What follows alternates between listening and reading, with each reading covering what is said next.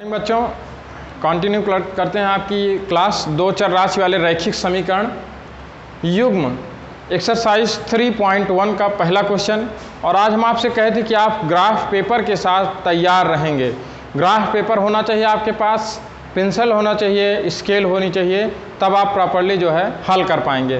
पहले इसमें जो क्वेश्चन दिए गए हैं उनको पहले बीज गणितीय रूप में व्यक्त करना है। जब वो बीज गणितीय रूप में व्यक्त हो जाएं तब फिर उसे ग्राफीय रूप में व्यक्त करना है। कहीं भी प्रश्न को हल नहीं करना है। हल करने का मतलब हल नहीं ज्ञात करना है, अर्थात x और y की वैल्यूज़ नहीं ज्ञात करना है। सिर्फ उसे बीज गणितीय रूप में व्यक्त करके और फिर उसके बाद ग्राफीय रूप में व्यक्त कर देना है। तो क्वेश्चन पढ़ रहे हैं हम, ध्यान सुने। आफताब अपनी पुत्री से कहता है, कौन कह रहा है? आफताब और उसकी पुत्री दोनों आपस में बातें कर रहे हैं। आफताब जो है पिताजी हैं और उनकी पुत्री है। तो आफताब अपनी पुत्री से कहता है 7 वर्ष पूर्व, आज की बात नहीं हो रही है, 2013 की बात हो रही है, अभी 2020 चल रहा है, 2013 की बात हो रही है। 7 वर्ष पहले चले गए हम, अभी 20 है तो 7 वर्ष पहले 7 माइनस कर देंगे। 7 वर्ष पूर्व मैं तुमसे 7 गुनी आयु का, कौन? आफताब।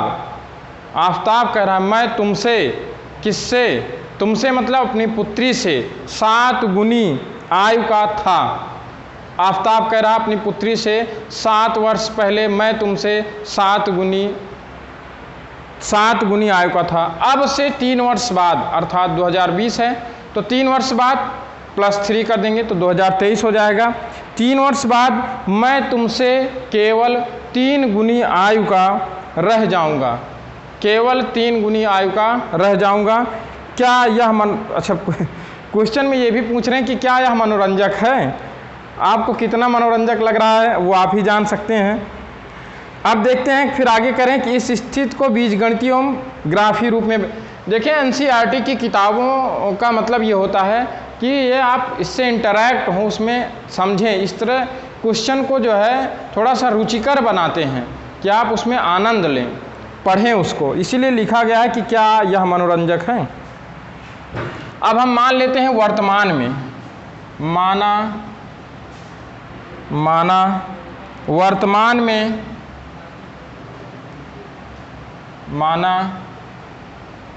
माना आफताब की वर्तमान आयु बराबर x वर्ष, पुत्री की वर्तमान आयु बराबर y वर्ष। आफताब की वर्तमान आयु बराबर x वर्ष और पुत्री की वर्तमान आयु बराबर y वर्ष। ठीक है।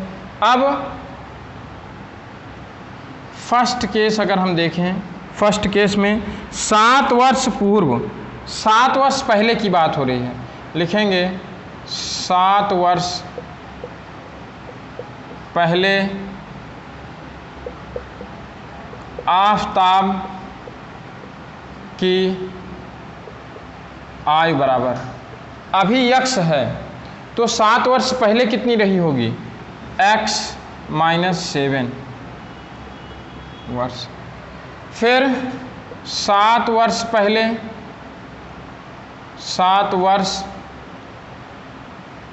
पहले पुत्री की आयु, पुत्री की आयु बराबर y - 7, ये इतना हो जाएगा।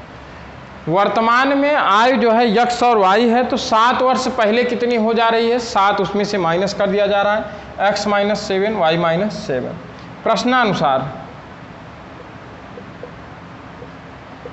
प्रश्नानुसार क्या कह रहे हैं? कह रहे हैं 7 वर्ष पूर्व मैं तुमसे 7 गुनी, आफताब अपनी पुत्री से 7 गुनी आयु का था। आफताब अपनी पुत्री से 7 गुनी आयु का था। एकदम समझ में आ रहा होगा आपको। x - 7 इक्वल हो जाएगा 7y -7 × 49, तो हो जाएगा x - 7y इक्वल -49, इधर -7 इधर हो जाएगा +7, x - 7y इक्वल हो जाएगा 42, -42 हो जाएगा -42 और ये हो जाएगा समीकरण नंबर 1 हो जाएगा। समझ में आ रहा होगा आपको। देखें ध्यान से, आफताब अपने पुत्री से 7 गुनी आयु का था। कब? 7 वर्ष पहले। तो 7 से अंदर गुणा हो गया 7y, 7 7 49। इसका इधर पक्षांतर हो गया, इधर -7 था, इधर +7 हो गया, घट गया, आ गया -42। अब इसके बाद ये पहली कंडीशन बन गई। अब दूसरी कंडीशन में क्या कह रहा है? 3 वर्ष बाद कह रहा कि 3 वर्ष बाद, ये तो वर्तमान में हुआ, अब 3 वर्ष बाद मिटाना होगा इसे। 3 वर्ष बाद तो हम मान लेंगे, लिखेंगे सेकंड केस,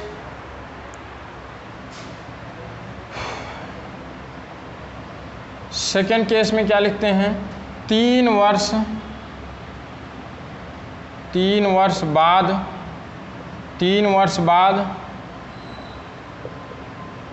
आफताब की आयु बराबर, अभी x है, 3 वर्ष बाद कितनी हो जाएगी? x + 3। फिर 3 वर्ष बाद पुत्री की आयु बराबर y + 3।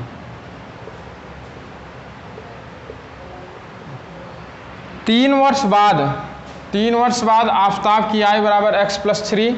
3 वर्ष बाद पुत्री की आयु बराबर y + 3। बाद कह रहा है, अभी आज 2020 है तो 3 साल बाद कितना होगा? 2023 होगा, 3 उसमें जोड़ दिया जाएगा। 7 साल बाद कितना होगा? 2027 होगा, उसमें 7 जोड़ दिया जा रहा है। बात को समझेंगे, बाद कहेगा तो जोड़ते हैं और पहले कहेगा तो घटाते हैं।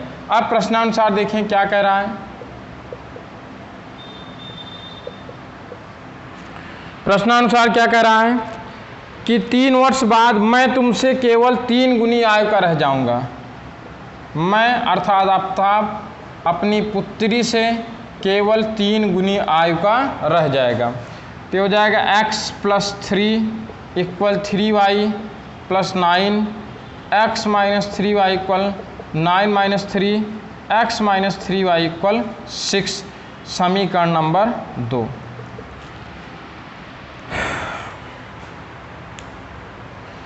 अब देखें, इसमें समझें, प्रश्न में कहा गया कि बीजगणितीय रूप में व्यक्त कीजिए और फिर ग्राफीय रूप में व्यक्त कीजिए। तो बीजगणितीय रूप में व्यक्त कर दिया गया। बीजगणितीय रूप में पहला समीकरण आया है x - 7y = -42 और दूसरा समीकरण आया है x - 3y = 6। ये बीजगणितीय रूप में आया। अब इसको किस रूप में व्यक्त करना है? ग्राफीय रूप में व्यक्त करना है। अब इसे ग्राफीय रूप में व्यक्त करते हैं। अब ग्राफ की ज़रूरत पड़ेगी। दोनों समीकरणों को हम साइड में लिख ले रहे हैं। समीकरण नंबर 1 है आपका x - 7y = -42, ये आपका समीकरण नंबर 1 है। और दूसरा है x - 3y = 6, ये है आपका समीकरण नंबर 2। अब हम समीकरण 1 और 2 दोनों को हल करेंगे। ग्राफ पे इसको हम प्रदर्शित करते हैं। अब कैसे ग्राफ पे प्रदर्शित करेंगे? आपके पास ग्राफ पेपर होगा, 3 तरह की लाइन उसमें खींची गई होंगी, 3 तरह की लाइन उसमें खींची गई होंगी ग्राफ पेपर में। आप देखेंगे ध्यान से,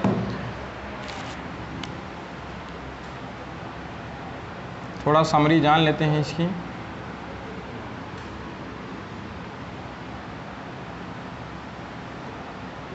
x axis and this is y axis, इस पे चीज़ें धनात्मक होंगी और इस पे भी धनात्मक होंगी। ये ऋणात्मक होगा और ये ऋणात्मक होगा। पहला चतुर्थांश, दूसरा, तीसरा, चौथा। पहले में दोनों ही चीज़ें प्लस होती हैं, दूसरे में माइनस प्लस होता है, तीसरे में माइनस माइनस होता है और चौथे में होता है प्लस माइनस। ठीक है, ये इतनी चीज़ें हैं। पहले समीकरण को लेंगे, जो भी आएगा उसको हम ग्राफ पे प्लॉट करेंगे, फिर दूसरे समीकरण को लेंगे।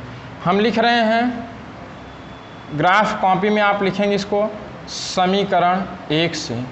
समीकरण 1 क्या है? x - 7y = -42, x = -42 + 7y हो गया। देखें, थोड़ा सा आप ध्यान रखेंगे कि ऐसी संख्याओं के साथ हल करना है कि भिन्नात्मक मान न मिले। बचाना है, मिल जाएगा तो उसको भी प्रदर्शित कर सकते हैं, लेकिन पूरा प्रयास आपका होना चाहिए भिन्नात्मक मान न मिले।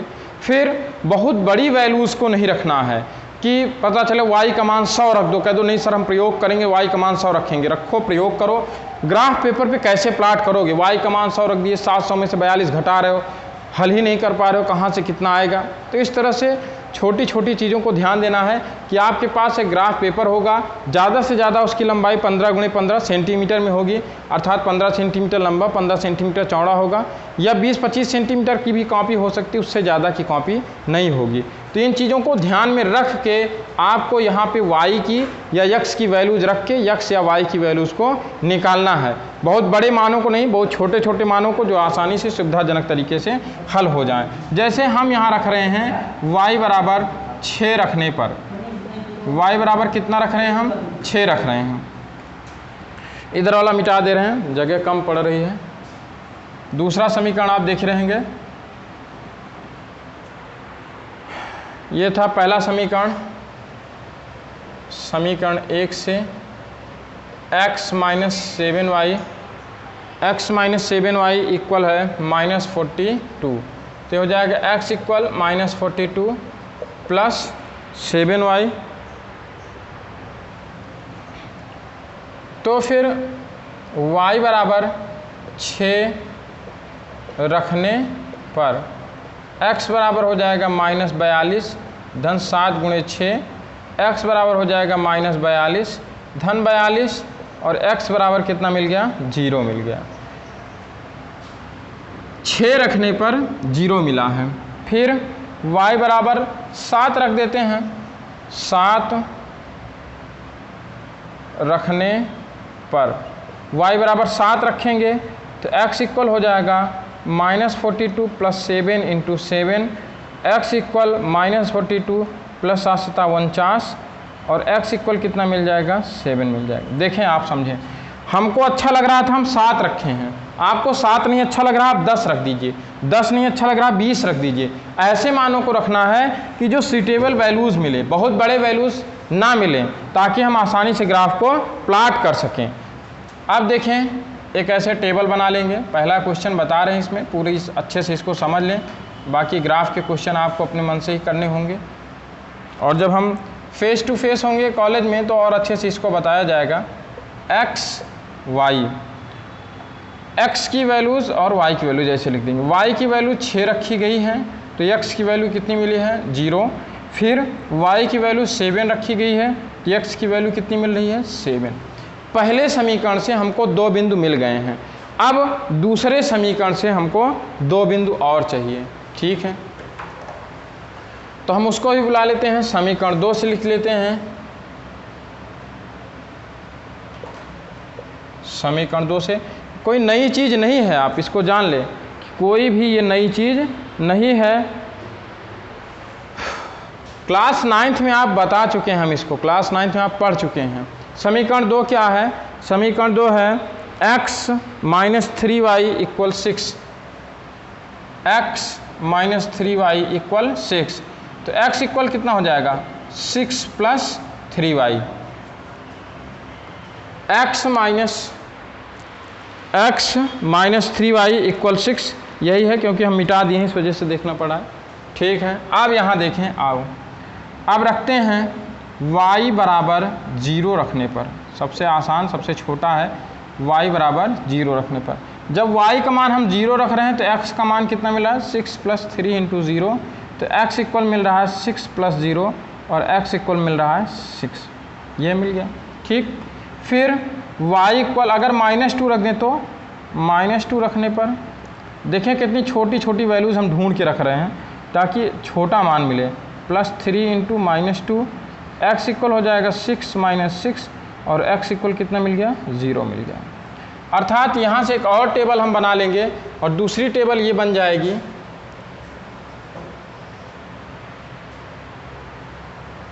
दूसरी टेबल दिखाई दे रहा होगा यहाँ पे,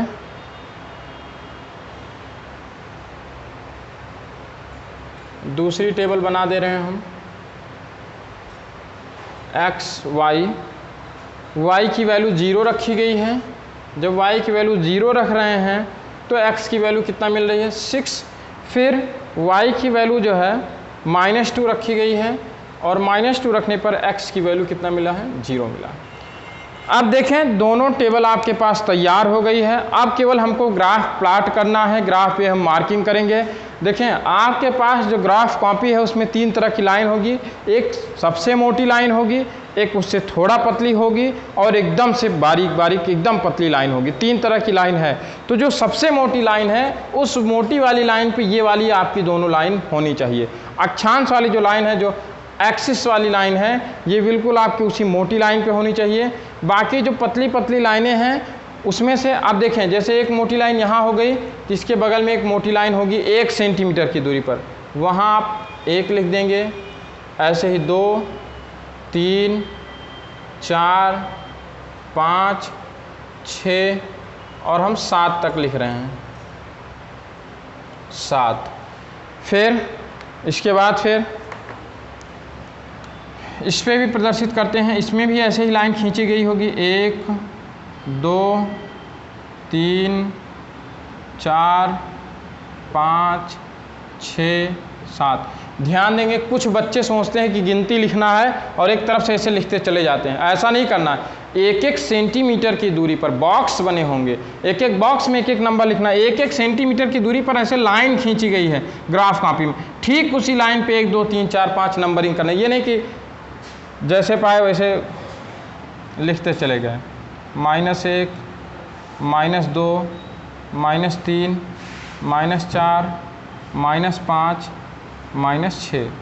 फिर इधर -1, -2, -3, -4, -5, -6, -7। 7 तक हम प्रदर्शित किए हैं। अब आए देखें, बिंदु का निर्धारण करते हैं। पहला है 0,6, अर्थात x पे 0 है और y पे 6 है।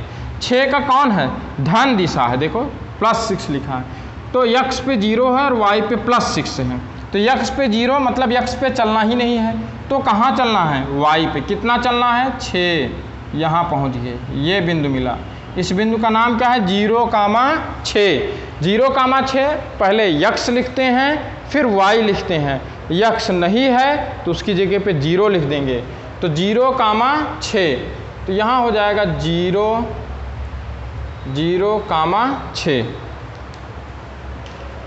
0,6 हो गया। फिर उसके बाद है 7,7, अर्थात x पे भी 7 है। पहले x पे आएंगे, x पे भी 7 है और y पे भी 7 है, तो 7 ऐसे सीधा चढ़ते चले जाएंगे। देखो आपकी कॉपी में लाइन खींची गई है, हम ऐसे कर रहे हैं, आप ऐसे नहीं करेंगे। यहाँ से 7 लगभग ऐसे आएगा और यहाँ से 7, तो ये हो जाएगा 7,7। यहाँ पे जो बिंदु मिलेगा वो हो जाएगा 7,7। तो एक मिला है 0,6 और एक मिला है 7,7। दोनों को मिला देंगे। इसको हम मिटा देते हैं, डॉटेड लाइन को। लाइन सीधी रखने के लिए ऐसा किया गया था। ग्राफ कॉपी में आप अच्छे से प्लॉट कर पाएंगे। आपके पास स्केल भी होगी, तमाम सारी सुविधाएं भी होंगी आपके पास। उन सुविधाओं का लाभ लेके आप काम करेंगे। 0,6 हो गया और यहाँ पे हो गया, ये बिंदु हो जाएगा 7,7। दोनों को मिला देंगे, दोनों बिंदुओं को मिला देना है। एकदम सरल रेखा मिलेगी, दोनों बिंदुओं को मिला देंगे हम। 0,6, 7,7 पहला समीकरण, पहला ग्राफ प्लॉट हो गया। अब देखेंगे दूसरा क्या है।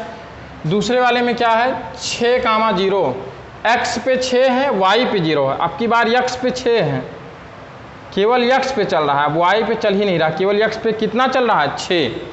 x पे केवल चला 6, यहाँ पे आ गया। फिर 0,-2, x पे 0 है, y पे -2 है। 0,-2 यहाँ पे आएगा। ये है 0,-2 और यहाँ पे है, इस बिंदु का निर्देशांक है,